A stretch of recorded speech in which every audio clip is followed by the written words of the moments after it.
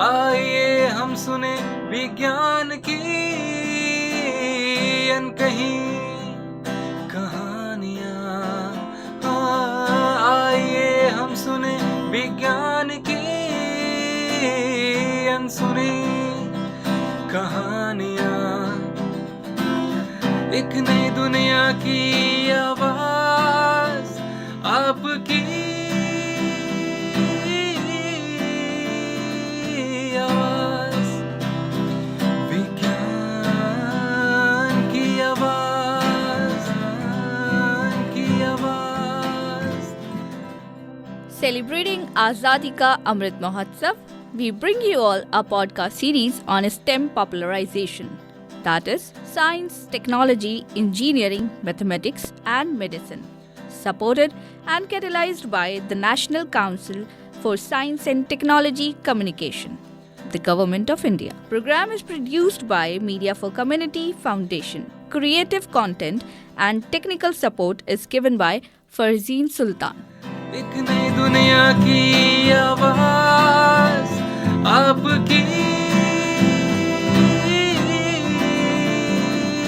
आवाज़, विज्ञान की आवाज़, की आवाज़, की आवाज़।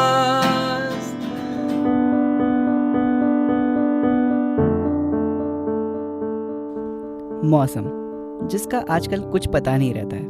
कभी बहुत तेज़ बारिश आ जाती है तो कभी बहुत तेज़ धूप, और कभी कभी तो ये दोनों एक साथ आ जाते हैं, जिसकी वजह से अगर किसी का कोई इम्पोर्टेंट काम भी हो तो वो रुक जाता है। अब मैं इतनी सारी बातें कर रहा हूँ, लेकिन तुम यहाँ पे आसमान को क्या देख रही हो?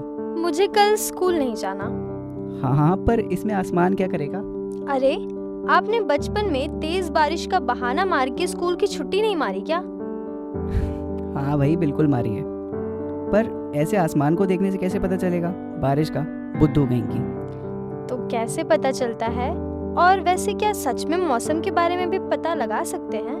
हाँ, बिल्कुल पता लगा सकते हैं। तुम्हें पता है इनके बारे में कौन पढ़ाई करके शोध करता है? मुझे क्या पता, मुझे तो बस बारिश देखनी है। हाँ, मिस छुट्टीबाज। वैसे तुम्हें बता दूं कि इन चीज़ों के बारे में शोध करते हैं मीटेरोलॉजिस्ट, जो मौसम के बदलते रूप को, उसके कारण को और आने वाले समय में क्या क्या चेंजेस हो सकते हैं, इनके बारे में रिसर्च करते हैं। और इतना ही नहीं, वो एटमॉस्फेयर, ओशंस, इन सब को भी पढ़ते हैं और रिसर्च करते हैं। अच्छा, तो क्या मैं अभी किसी मीटेरोलॉजिस्ट को सुन सकती हूँ जो मुझे मौसम के बारे में बता दे कि मुझे कल छुट्टी करनी है या जाना पड़ेगा? देखो, कल होने वाली बारिश का तो नहीं पता, पर हाँ, एक साइंटिस्ट ज़रूर हैं जिन्हें तुम सुन सकती हो और उनके कामों को जान सकती हो। उनका नाम है डॉक्टर नरेंद्र सिंह। तो आओ सुनते हैं और जानते हैं डॉक्टर नरेंद्र सिंह, जो कि अभी कार्यरत हैं साइंटिस्ट के तौर पर Aryabhatta research institute of observational sciences में।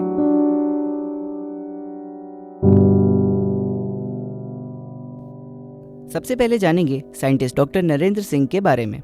मैं doctor Narendra Singh Aryabhatta research institute of observational sciences Nainital में वैज्ञानिक के तौर पर काम कर रहा हूं, और मैं वायुमंडल विज्ञान पे काम करता हूं। मैं बेसिकली जिन जिन विषयों पर काम करता हूं उनमें सबसे मुख्य है पहाड़ों के जो मतलब माउंटेन मीटरोलॉजी, पहाड़ों से संबंधित जो भी मौसम के प्रोसेसेस हैं या वायुमंडल के जो प्रोसेसेस हैं वो कैसे ऑपरेट करते हैं, कैसे काम होता है उन पे, और पहाड़ों में प्रदूषण कैसे प्लेन से पहाड़ों तक पहुंचता है, इन सब विषयों पे करता हूं। दूसरा, हिमालय पे जो क्लाइमेट चेंज हो रहा है उस पर भी काम करता हूं मैं कि क्या क्या कारण है कि हिमालय में जो है, अगर जैसे हमारा ग्लोबल जो क्लाइमेट चेंज हो रहा है या ग्लोबल राइज इन टेम्परेचर जो है, ग्लोबल वार्मिंग, उसकी वजह से भी क्या क्या प्रभाव पड़ रहे हैं हिमालय पे, उन विषयों पर शोध करता हूं। और जो तीसरा जो सबसे महत्वपूर्ण विषय है वो है कि प्रदूषण किस तरह से हमारे जो वातावरण है और हेल्थ को प्रभावित करता है, उस पे भी हम लोग कुछ मेजरमेंट्स करते हैं, जिसको कि PM 2.5 बोलते हैं, पार्टिकुलेट मैटर 2.5, जो कि एयर क्वालिटी इंडेक्स का सबसे महत्वपूर्ण पैरामीटर है कि आपका PM 2.5 अगर अभी देखा जाए उसके जो प्रभाव है स्वास्थ्य पर, वो पूरा जो ग्लोबल स्टडी उसमें ये देखा गया कि वो 5th नंबर पे आता है। बाकी सभी मतलब जो भी डेथ के कॉजेज हैं उनमें 5th रैंक है प्रदूषण का। तो उस पर भी हम मतलब उसका जो डायनेमिक्स है उसके तौर पर भी हम वायु प्रदूषण के जो मेजरमेंट है उनको प्रयोग करते हैं। और साथ में ये भी बताते हैं कि ये कहाँ पर पहाड़ों पर किस लोकेशन में कितना है। वो उसकी टोपोग्राफी पर भी निर्भर करता है कि आप घाटी में है आपका स्टेशन जहाँ पे आप रह रहे हो, कोई टाउनशिप या गांव टॉप ऑफ द माउंटेन है या बिल्कुल फुटहिल्स में, तो सब जगह अलग अलग रहता है उसका प्रभाव, और उसका जो सर्कुलेशन है वो भी उसी प्रकार प्रभावित करता है जैसे आपकी ज्योग्राफिक लोकेशन है। अगर आप कहीं वैली में है तो ट्रैप होगा वहाँ पे, अगर पोल्यूशन एक बार आ गया कहीं से किसी प्रोसेस के थ्रू तो ये संभावना है कि वहाँ ट्रैप हो जाए तो ज़्यादा देर तक, जब तक कोई ऐसा बड़ा सिस्टम नहीं आएगा जो कि हवा या मतलब आपको कहें कि ना तेज हवाएं नहीं आएंगी, तो तब तक वहाँ से निकलता नहीं, तो वो भी एक तरह से स्वास्थ्य को काफ़ी समय तक प्रभावित करता है। दूसरा, इसी में अगर मैं कहूँ तो ये आपका जितने भी जंगलों में आग लगती है, या हम लोग बड़ी चर्चा में रहता है कि हरियाणा पंजाब में पराली जलाते हैं, वो जलाने की वजह से बहुत छोटे छोटे कण बनते हैं जिनको हम नैनोमीटर साइज से लेके और मतलब माइक्रोन तक कह सकते हैं कि इस आकार के जो भी कण उससे बनते हैं, या CO2 रिलीज होती है या CO कार्बन मोनोऑक्साइड रिलीज होती है, तो ये भी लगभग CO वायुमंडल में लगभग 2 महीने तक रहती है, तो उसका भी स्वास्थ्य पर प्रभाव पड़ता है। और उसमें जो कण बनते हैं जिनको हम पार्टिकुलेट मैटर बोलते हैं, ब्लैक कार्बन के तौर पर जंगलों में आग लगने से बनता है, और ये भी बहुत ऊपर कई बार ट्रांसपोर्ट हो जाता है हिमालय की चोटियों तक जहाँ पे बर्फ होती है और बर्फ के ऊपर बैठ जाता है, तो ये बर्फ को गलाने में भी बड़ी भूमिका निभाता है। तो इस प्रकार के ये सभी कामों हम करते हैं जो कि एकदम आपका समाज के लिए एक बहुत महत्वपूर्ण सूचना इससे हम उत्पन्न करते हैं। अब जानेंगे ये रिसर्च स्टेम के लिए कैसे हेल्पफुल है। हम कोई मेजरमेंट कर रहे हैं, किसी चीज़ को हम माप रहे हैं। उदाहरण के लिए हमने माना कि मैंने पूरे हिमालय में उत्तराखंड के 13 डिस्ट्रिक्ट में मेजरमेंट के लिए PM2.5 मेजरमेंट के लिए इंस्ट्रूमेंट लगाए हैं। तो उससे हमें 2 बातें पता चलती है। एक तो वहाँ का मैग्नीट्यूड कितना है, उसका वो कितना ग्राम है आपके वायुमंडल, माइक्रोग्राम या में प्रेजेंट है आपके वायुमंडल में, जो कि हमें प्रभावित कर सकता है हवा के जरिए। दूसरा ये है कि वो किस प्रोसेस से आ रहा है। तो अब ये दोनों प्रोसेस अगर हमारे पास समझ में आ गई दोनों चीज़ें, तो जो भी हम लोग आजकल, चूंकि हम हिमालय में बहुत अंदर तक नहीं जा सकते हैं, बर्फ़ है, डिफ़िकल्टीज़ है, बिजली नहीं है, इंस्ट्रूमेंट हर जगह नहीं लगा सकते, तो अगर हमारे पास ये सारी जानकारियाँ उपलब्ध हो जाए, तो मॉडल हम आजकल प्रयोग जो करते हैं, तो उन मॉडल्स में इन सारी जानकारियों को एज ए इनपुट देकर उससे हम आगे आउटपुट ले सकते हैं, जो जिससे हमें ये पता चल सकता है कि जहाँ नहीं भी है हमारे पास इंस्ट्रूमेंट, वहाँ पे हम लोग बिना जाए भी एक अनुमान एक तरह से मॉडल से लगा सकते हैं फोरकास्टिंग के लिए, है ना। और इन सब चीज़ों में बहुत मदद करते हैं ये सब आंकड़े जो हम जुटाते हैं। तो ये एक बहुत बड़ा इसका प्रयोग हो सकता है कि अगर आपके पास जहाँ पे बिल्कुल भी डेटा नहीं है, वहाँ के लिए आप अगर कुछ प्रतिनिधि डेटा कह सकते हैं हम जिसको, रिप्रेजेंटेटिव अगर हम कुछ डेटा ले रहे हैं, तो वो आपके मॉडल्स को सुधार करने में, फोरकास्टिंग को सुधारने में बहुत उपयोगी हो सकता है। चाहे वो आपका एयर क्वालिटी के लिए यूज़ हो, या एयर क्वालिटी फोरकास्टिंग के लिए प्रयोग करें, या फिर जो माउंटेन का जो मीटरोलॉजी है बेसिकली, चाहे आप रेन से संबंधित जो भी फोरकास्टिंग के लिए मॉडल यूज़ होते हैं, उनमें भी इनका प्रयोग, उसके अंदर जितने भी कहते हैं कि हम आंकड़े देते हैं, उनके लिए बहुत महत्वपूर्ण सूचना है और डाटा है। आइए अब जानते हैं सर की पास्ट, प्रेजेंट और फ्यूचर रिसर्च किस बारे में रही है।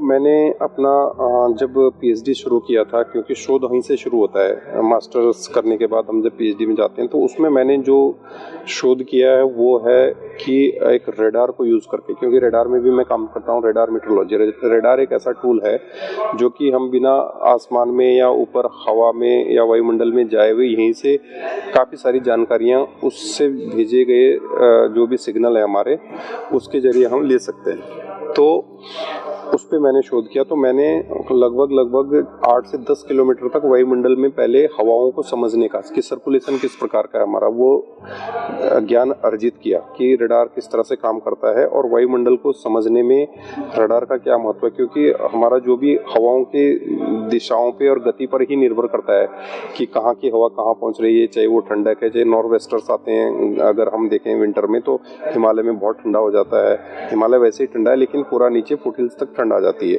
तो ऐसे कई सारी चीज़ें होती है जो हमें हवा की गति और दिशा से समझने में मदद मिलती है, और फोरकास्ट में भी ये एक बहुत महत्वपूर्ण पैरामीटर है। तो उससे हमें बहुत सारी चीज़ें समझने का मौका मिला। लेकिन इसके बाद जब हम आगे जब मैंने शोध शुरू किया तो इस के साथ साथ इस जो ये हमने इसमें सीखा उसको ध्यान में रखते हुए हमने अपने यहाँ हिमालय में भी एक रडार स्थापित किया, जिसको हम बोलते हैं स्ट्रेटोस्फेरिक ट्रोपोस्फेरिक रडार। तो जो कि आपको हवा की गति और दिशा के बारे में लगभग 20 किलोमीटर तक वायुमंडल में ऊपर हमें सूचना देता है। क्योंकि हम जमीन पे तो एक इंस्ट्रूमेंट लगा लेंगे, वो बता देगा आपको कि हवा इधर से आ रही है, इधर को जा रही है, पूरब से आ रही है तो पश्चिम की तरफ जाएगी, या नॉर्थ से आ रही है तो साउथ की तरफ जाएगी, या और कोई डायरेक्शन है, नॉर्थ ईस्ट है, साउथ वेस्ट है, कहीं से भी, जैसे मानसून साउथ वेस्टर्ली विंड होती है। तो उस तरह के पता हमें सरफेस पे तो लग सकते हैं, लेकिन अब माना 500-600 मीटर या आधा किलोमीटर के ऊपर क्या हो रहा है वो हम नहीं कर सकते। या तो आप एक बलून छोड़ेंगे, वो भी मैं करता हूँ, क्योंकि हम लोग मेट्रोलॉजिकल बलून पे भी इंस्ट्रूमेंट बांध के, बट बलून भी आपको क्या देगा,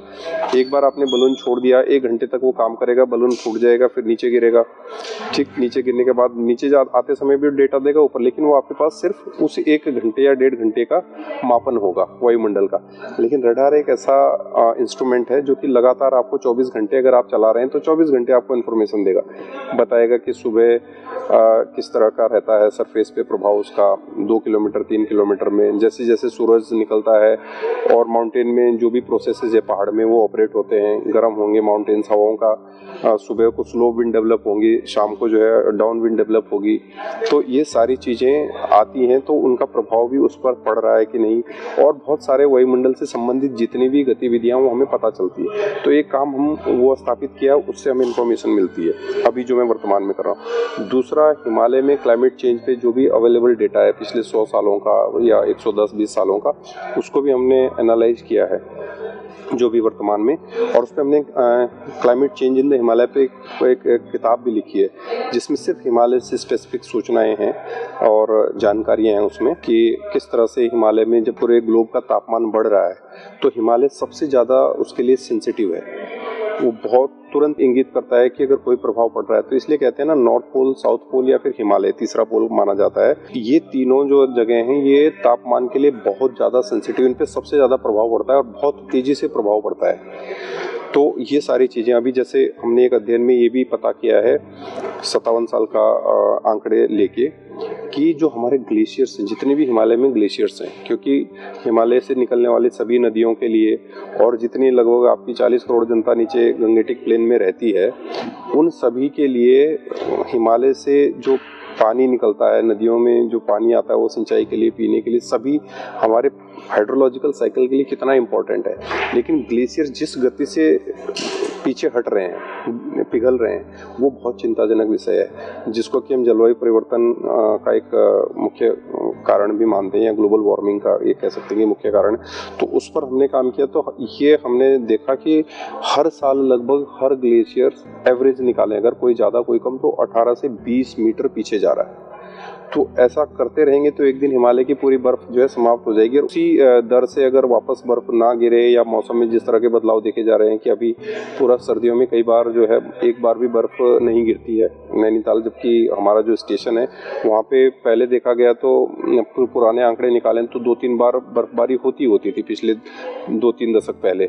लेकिन अभी हम देख रहे हैं कि कभी तो 1-8 साल पूरा ही खाली जाता है, नहीं होती है। जैसे अभी तक आज आपका 18 जनवरी है, लेकिन अभी तक एक भी बार बर्फबारी नहीं हुई है, जबकि ये दिसंबर के अंतिम सप्ताह से देखा जाता है कि बारिश होती है, बर्फबारी भी कई बार हो जाती है, लेकिन अभी तक ऐसा देखने को नहीं मिला है। तो ये एक जलवायु परिवर्तन का एक मुख्य उदाहरण देखा जा सकता है। इस तरह के बहुत सारे आपको एपिसोड देखने को भी मिलेंगे, या तो बहुत ज़्यादा बारिश होगी एक ही दिन में, या फिर मतलब कई दिनों तक बारिश नहीं होगी। तो ये सारे वायुमंडल में जो भी हम छोड़ रहे हैं प्रदूषण के रूप में, वो सब उनका मुख्य प्रभाव है। तो ये काम मैं अभी कर रहा हूँ, और भविष्य में, अब जैसे आपने कहा कि क्या हो सकता है भविष्य में हमारा किस प्रकार का शोध हो सकता है, तो उसके लिए मुख्य जो बातें हैं मैं यही कहूँगा कि हमारा जो हमने पास्ट में किया है और हम जो कर रहे हैं, उन अध्ययनों के आधार पर जो ज़रूरत है, अभी ज़रूरत ये है कि क्या हम वेदर को मॉडिफाई कर सकते हैं, हम अपने हिसाब से जैसा हमें मौसम चाहिए क्या हम वैसा कर सकते हैं। ये बहुत बड़ा सुनने में बड़ा एक चैलेंजिंग क्वेश्चन तो है ही, लेकिन बड़ा ऐसा लगता है कि मतलब कि ऐसा संभव है, सरप्राइजिंग लगता है कि ऐसा भी हो सकता है। तो उस विषय पे काम करना बहुत ज़रूरी है। और क्या हम प्रदूषण को कोई ऐसी डिवाइस बना के कम कर सकते हैं कि बिना वायुमंडल में, जैसे हम कहें कि अगर आर्टिफिशियल रेन जो बोलते हैं हम, है ना, कृत्रिम वर्षा कराने के लिए हम क्या करते हैं, वायुमंडल में कुछ केमिकल छिड़कते हैं, जैसे कि उदाहरण के तौर पर सिल्वर आयोडाइड। तो वो क्या है कि उसकी भी बहुत विशिष्ट कंडीशंस होती हैं, स्थितियां होती हैं कि उन्हीं में आपका बादल बनाने में सक्षम होंगे। लेकिन ऐसा नहीं कि हमेशा आपने ये सिल्वर आयोडाइड छिड़का या कोई सीसीएन छिड़का तो आपको बारिश मिलेगी, ऐसा संभव नहीं है। तो वो अनियंत्रित एक तरह से प्रक्रिया है, उस प्रक्रिया को हम कंट्रोल नहीं कर सकते हैं। अगर होगी तो बहुत ज़्यादा भी हो सकती है, कुछ भी नहीं हो सकती है। लेकिन क्या उसका हमारे पास कोई ऑल्टरनेट है, तो हम उस दिशा में काम कर रहे हैं। और हमने एक इंडस्ट्री के साथ मिलकर, मैंने खुद, मेरा अनुभव है, हमने प्रदूषण को कम करने के लिए एक डिवाइस एक तरह से इंटीग्रेट की है। तमाम जो हमारे पास ज्ञान है और दूसरे आजकल जो टेक्नोलॉजी अवेलेबल है या इलेक्ट्रॉनिक्स वाले लोग जो जानकार हैं इस क्षेत्र के, उनके साथ कोलैबोरेट करके हमने एक ऐसी डिवाइस भी बनाई है। अभी प्रोटोटाइप है, वो डेमोस्ट्रेट हमने किया है एक उसमें प्रदर्शनी में और कॉन्फ्रेंस में हमने प्रेजेंट भी किया है कि वो डिवाइस ऐसी है कि हमको उसमें कोई केमिकल भी नहीं छिड़कना है। वो एक तरह से भविष्य के लिए इस तरह की तकनीकी, जो कि बिना आप वायुमंडल में कुछ छिड़के, बिना बारिश कराए, वायुमंडल में जो आपके अवयव है, कॉन्स्टिट्यूएंट है वायुमंडल के, उन्हीं को यूज करके हम प्रदूषण को कैसे कम कर सकते हैं। उस डिवाइस के जरिए उसको ऑन करेंगे, वो एक किसी पर्टिकुलर फ्रीक्वेंसी पे काम करती है और वायुमंडल को आयनाइज करने की कोशिश करती है। तो जो नेगेटिव आयंस हैं, वो सारे जितने भी आपके पोल्यूटेंट्स हैं वो उस पर स्टिक कर जाएंगे और वो बड़ा हो जाएगा साइज, और वो फिर क्या है, ग्रेविटेट हो जाएगा, आपका मतलब ग्रेविटी की वजह से नीचे आ जाएगा। तो सारा प्रदूषण या जो उसकी क्षमता है डिवाइस की, उसके हिसाब से जमीन पर बैठ जाएगा।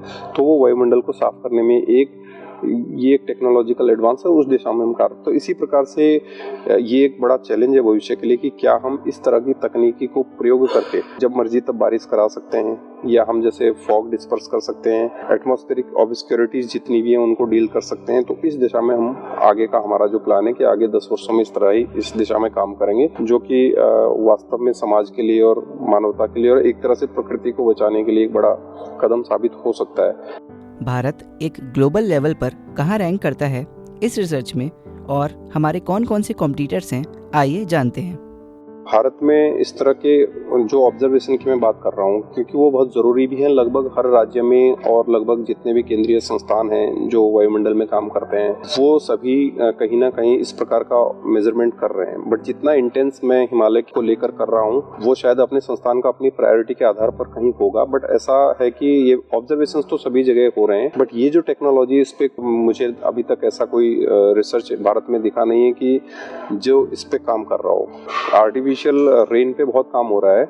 हम आर्टिफिशियल रेन कभी करा भी दें तो ये है कि आयोडाइड अगर ऐड कर रहे हैं एटमॉस्फेयर में, तो अगर बारिश के जरिए वो वापस नीचे आ रही है जमीन पे, तो एक तरह से एक प्रदूषण को अगर हटा रही है या बारिश करा रही है तो दूसरा जोड़ भी रही है। प्रतिस्पर्धी तो देखो दुनिया में लगभग हम लोग तो रिसर्च में उतना इन्वेस्ट अभी तक नहीं कर पा रहे हैं। हालांकि अब नेशनल रिसर्च फाउंडेशन जो बना है तो वो उसके जरिए भी काफ़ी फंड आ रहे हैं। और बाकी प्रतिस्पर्धी सच तो, क्योंकि हम बड़े देश हैं तो बड़े देश ही हमारे प्रतिस्पर्धा में, या जो विकसित देश हैं उन्होंने काफ़ी इन क्षेत्रों में काम कर लिया है, बट उनका जो उत्सर्जन है वो हमसे कहीं ज़्यादा है। तो बहुत सारी डिवाइसेज उन्होंने भी बनाई हैं, बट अगर हम कहें कि प्रैक्टिकल सोल्यूशन उनके पास भी नहीं है कि अगर प्रदूषण बढ़ रहा है तो हम ऐसी क्या डिवाइस बनाएं कि जो कम कर दें। तो प्रकृति के साथ चलना होगा, और इस तरह की क्लीन टेक्नोलॉजी डिवाइसेज में तो प्रतिस्पर्धी अभी मुझे लगता है कि यही है, रसिया है, अमेरिका है, चाइना है।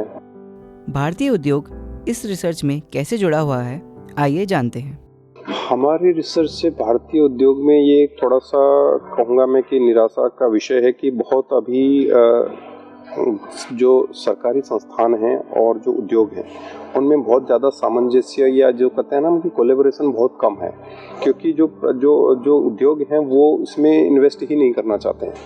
उद्योग जनरली ये सोचते हैं कि सिर्फ सब प्रॉफिट अपना देखते हैं, लेकिन अनुसंधान में मुझे लगता है कि बहुत कम, जैसा इंस्टीट्यूट ऑफ फंडामेंटल रिसर्च है, ये लोग फिर भी टाटा ग्रुप कुछ करता है invest, but as such industry एक रेवोल्यूशन टाइप है कि नहीं, हमें इसमें भी इन्वेस्ट करना है। ऐसा अभी धीरे धीरे जब नए स्टार्टअप आए हैं, बहुत सारी चीज़ें हैं, तो अब वो थोड़ा सा भविष्य उसका दिख रहा है। लेकिन अभी तक तो हम ये मान सकते हैं कि बहुत ज़्यादा मतलब ये पब्लिक प्राइवेट पार्टनरशिप उतनी देखने को नहीं मिली है। तो जैसे मैंने अभी उदाहरण दिया कि जिस टेक्नोलॉजी पे मैं काम कर रहा हूँ, तो चूँकि मैं तो साइंटिस्ट हूँ प्योर, तो मैं टेक्नोलॉजी उतनी नहीं जानता, विज्ञान जानता हूँ।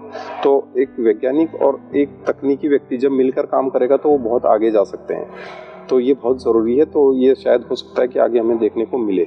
जैसे बाहर आप देखोगे विदेशों में तो जो इंडस्ट्री है वो बहुत इन्वेस्ट करती है रिसर्च में, R&D में, और गवर्नमेंट के साथ बहुत मिलकर काम करती है। वो यहाँ पे अभी धीरे धीरे कल्चर विकसित हुआ है, वो परंपरा अभी आगे बढ़ रही है। तो मतलब हम आगे एक स्वर्णिम दशक का इंतजार कर रहे हैं कि और बढ़े और बहुत प्राइवेट इन्वेस्टमेंट भी हो। अंत में जाते हुए सर से जानेंगे उन्होंने कितने रिसर्च पेपर्स पब्लिश किए हैं और उनकी क्या क्या अचीवमेंट्स रही हैं।